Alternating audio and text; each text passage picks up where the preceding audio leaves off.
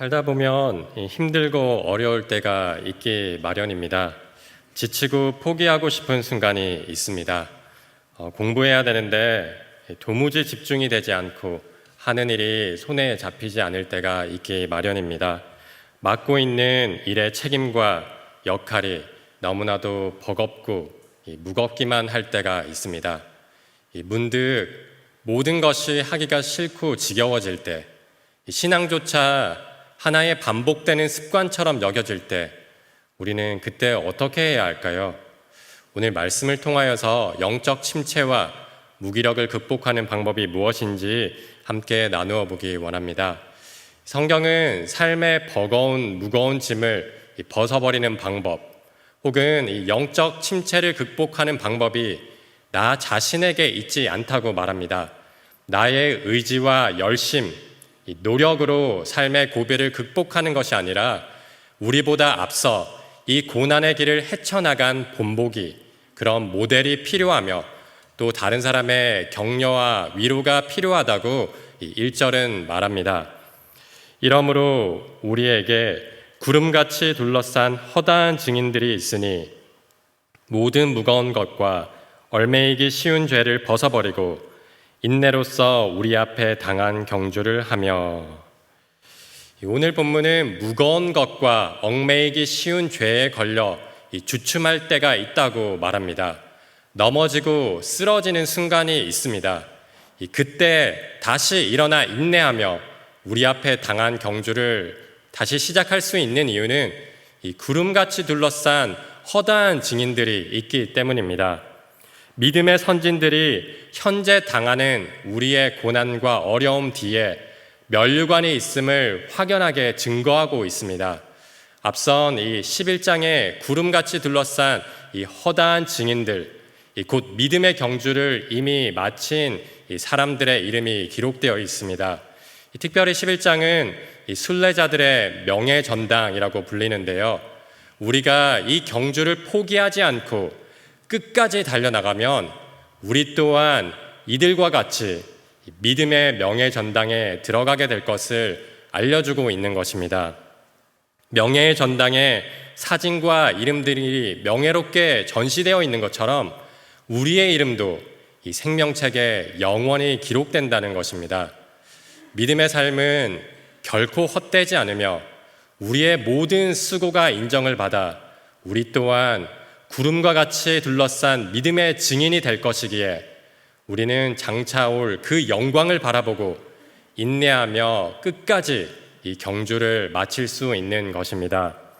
구름과 같이 둘러싼 허다한 증인들은 우리가 장차 누릴 영광에 대한 확실한 증거일 뿐만 아니라 우리가 이 경주를 끝까지 달려나가도록 응원하는 지지자들이기도 합니다.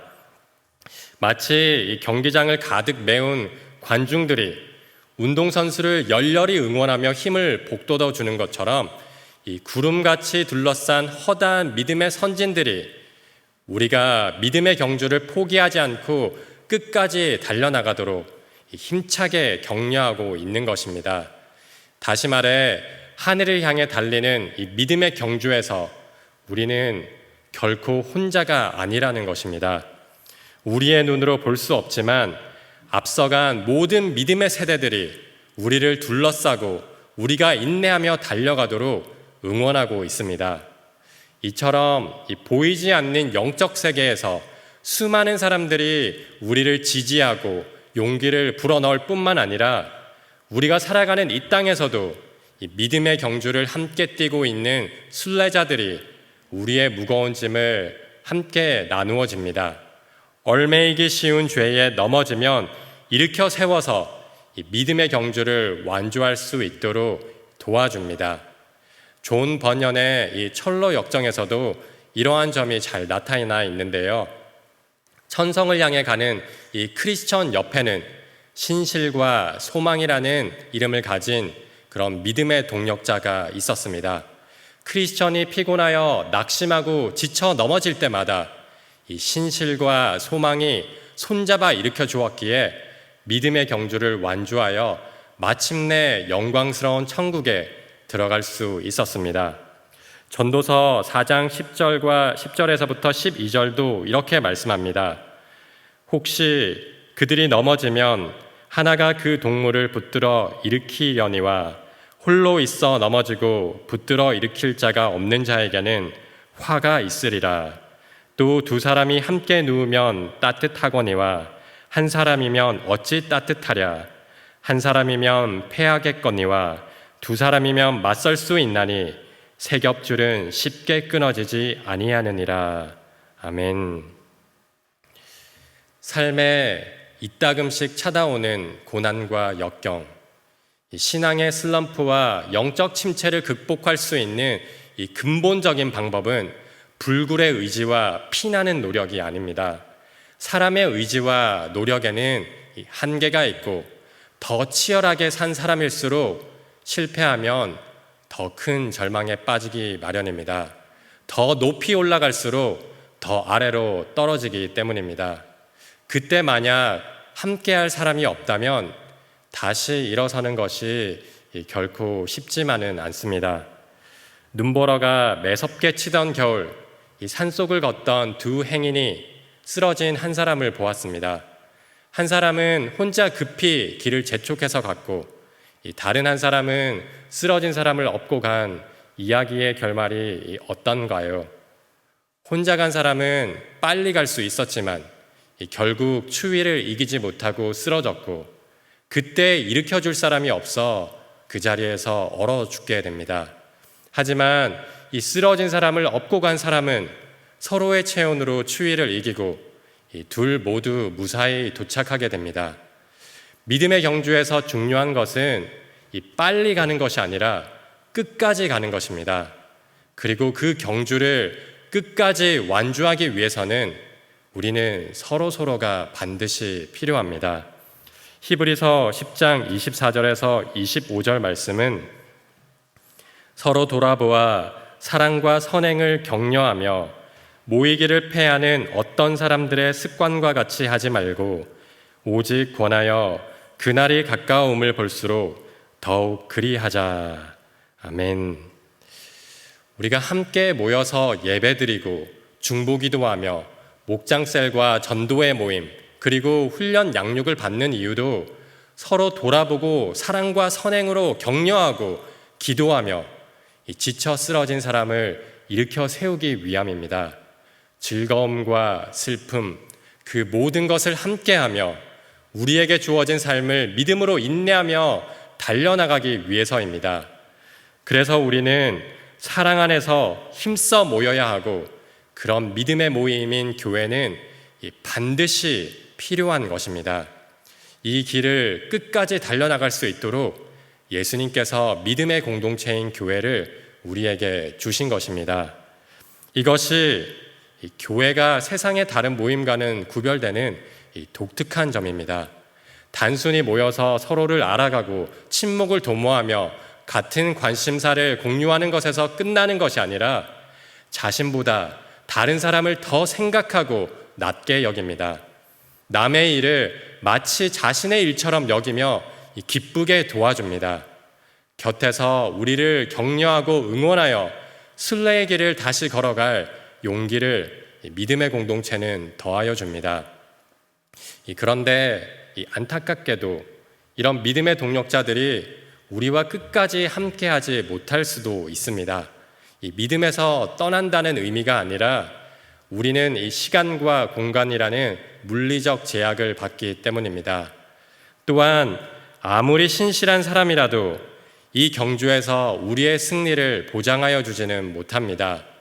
우리는 이 모든 무거운 것과 얽매이기 쉬운 죄를 함께 지고 나눌 수는 있지만 그 수고와 무거운 죄의 짐을 벗겨줄 수 있는 능력은 없기 때문입니다.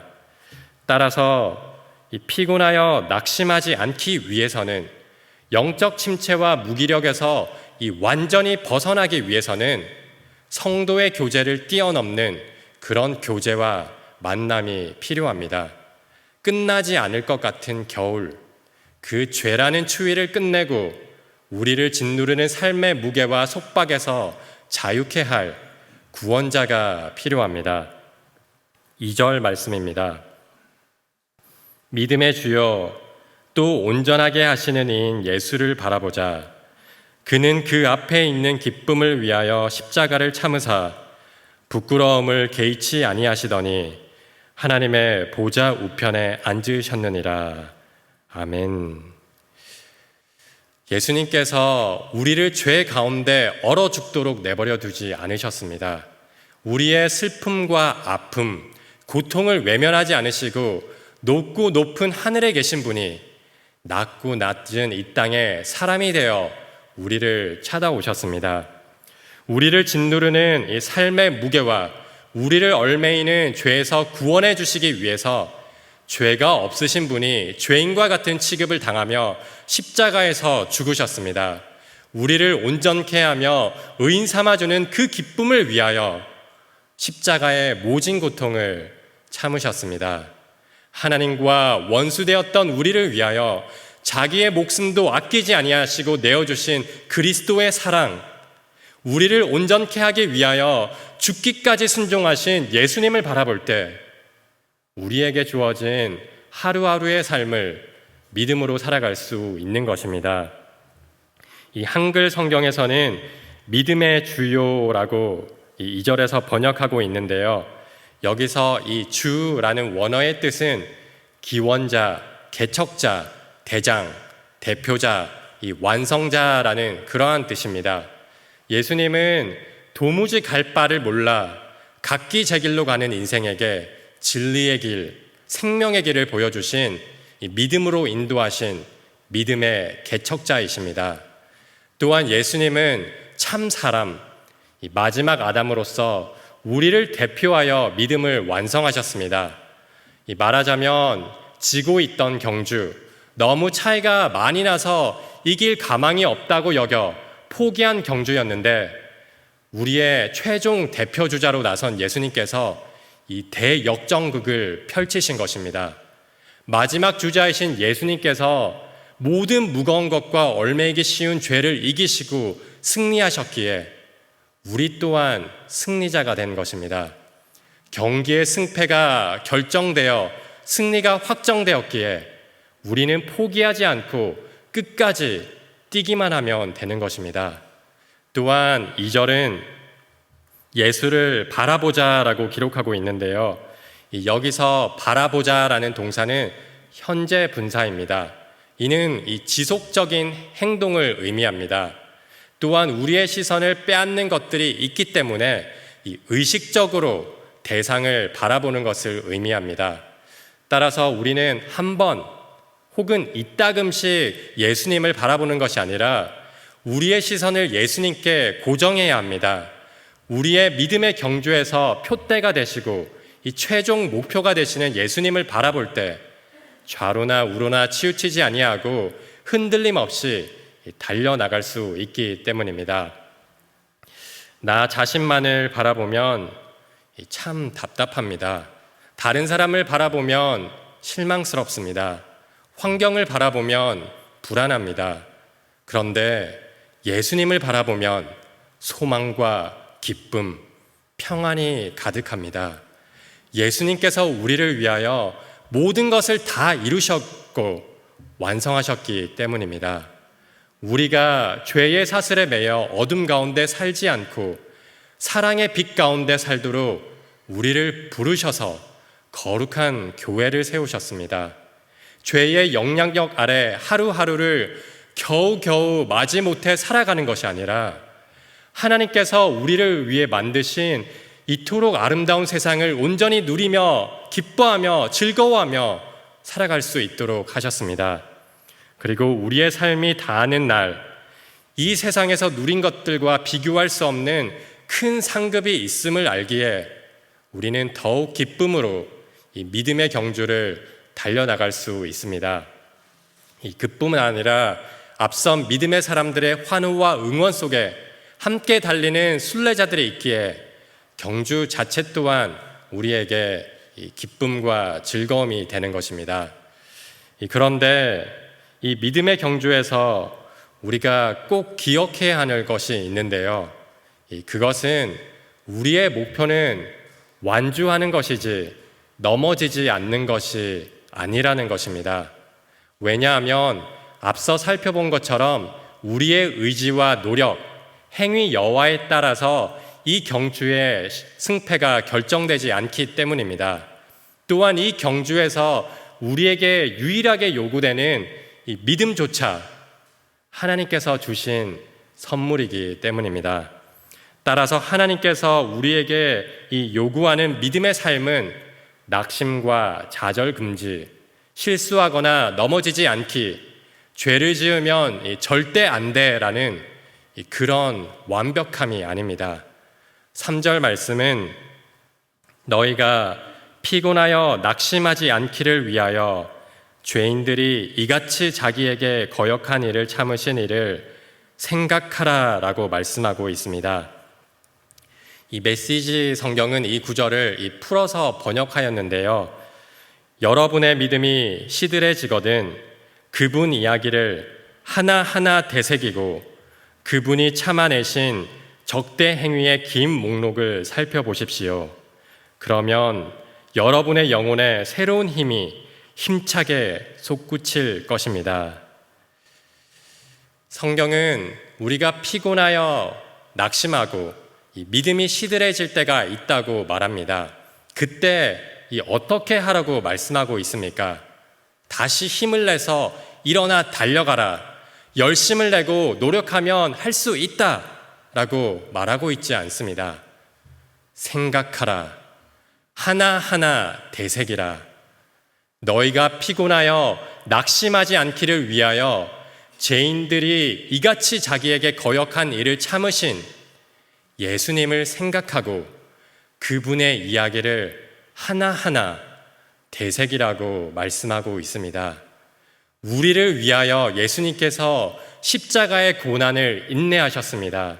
우리를 위하여 하나님이신 예수님이 벌거벗김을 당하는 수치와 이 각종 모욕과 조롱을 참으셨습니다.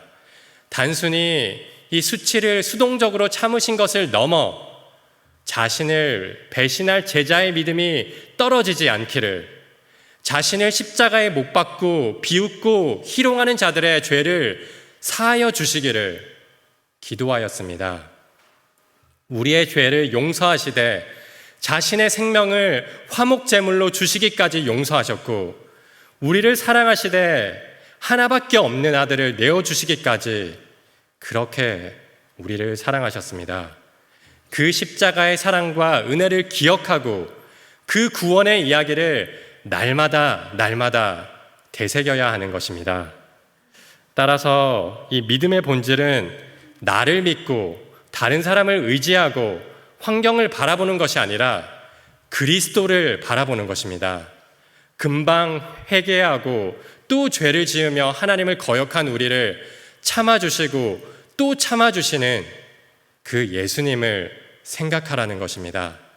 그 이해할 수 없는 사랑, 다함이 없는 십자가의 용서를 생각하며 예수님 앞에 나와 회개하는 것이 하나님이 우리에게 원하시는 바로 믿음입니다. 길이 참으시고 용서해 주시는 사랑에 감사하고 기뻐하며 예배를 드리는 것이 바로 진정한 믿음의 본질입니다. 넘어지지 않는 사람이 의인이 아닙니다. 넘어지고 또 넘어진다 하더라도 하나님의 약속을 붙잡고 일어서는 것이 믿음이며, 하나님은 그런 사람을 의인이라고 불러주십니다.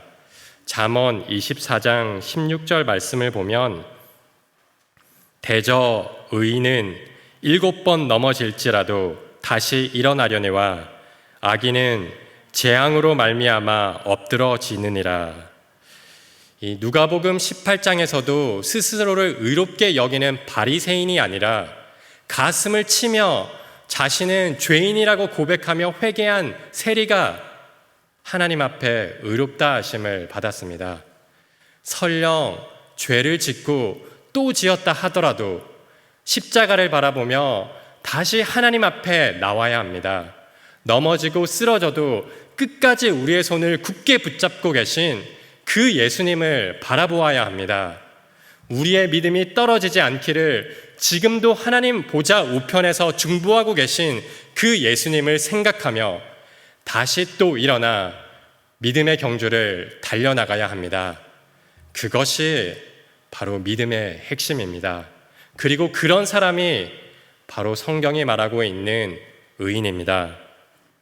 본문 1절에 이 구름같이 둘러싼 허다한 증인들은 이 앞장인 히브리서 11장에서 의인이라 칭함을 받으며 믿음의 명예 전당에 헌액된 인물들입니다. 그런데 이들의 삶을 면밀히 들여다보면 대부분 의인이라 불리기에 부족한 사람들입니다. 청문회를 열어서 이들이 믿음의 명예 전당에 오를 자격이 있는지 심사하고 검증한다면 아마 큰 수치를 당하고 곤욕을 치를 만한 인물들입니다. 아브라함과 이삭은 믿음의 조상이긴 하지만 자신의 아내를 누이라고 속였고, 야곱은 사기꾼이며 노아는 술을 먹고 추태를 부렸고, 기드온은 스스로 높아져 왕과 같이 행동하였으며, 입다는 자신의 딸을 제물로 드렸고, 삼손은 하나님의 말씀에 끊임없이 불순종하였습니다. 그럼에도 불구하고 성경은 이들을 의인이라고 칭하고 있습니다. 왜냐하면 믿음의 핵심은 사람의 행위에 달려있지 않기 때문입니다. 실수하고 넘어지며 불의를 행하였어도 이들을 끝까지 붙잡고 계신 하나님, 그 하나님을 알고 그 약속의 말씀을 붙잡고 다시 일어나 달려가는 것이 바로 참 믿음이기 때문입니다. 따라서 믿음의 경주를 달려나가다 보면 실수할 때도 있고 피곤하여 낙심하여 주저앉을 때도 있습니다. 선을 행하다가 지칠 수도 있습니다. 모든 것을 포기하고 내려놓고 싶은 그 순간순간마다 약속의 말씀을 붙잡아야 합니다. 믿음의 주요 온전하게 하시는 그 예수님을 바라보아야 합니다. 우리를 위하여 십자가의 부끄러움을 참으신 그 사랑, 우리의 믿음이 떨어지지 않도록 하나님 보좌 우편에서 지금도 우리를 위하여 기도하고 계시며 피곤하여 낙심하여 넘어진 순간에도 우리의 손을 굳게 붙잡고 계신 그 예수님을 생각하며 다시 일어서기를 바랍니다. 의인은 넘어지지 않는 자가 아니라 7번 넘어져도 다시 일어서는 사람입니다. 우리의 승리는 죄를 짓지 않는 것이 아니라 그 죄를 들고 십자가 앞에 나아오는 것입니다. 우리의 수고와 무거운 짐을 벗겨주시고 죄로 물든 우리를 깨끗하게 하신 그 예수님을 바라보고 십자가를 붙들고 일어서는 것이 우리의 믿음의 비밀입니다. 그 경이로운 하나님의 사랑을 맛보는 자리인 예배, 그 사랑을 받아 누리는 교회와 성도의 교제를 더욱 사모하고 소중히 여기며 모이기에 힘쓰고 서로 격려하고 돌아보아 하늘을 향해 날마다 힘차게 달려나가는 그런 복된 삶이 되시기를 간절히 소망합니다.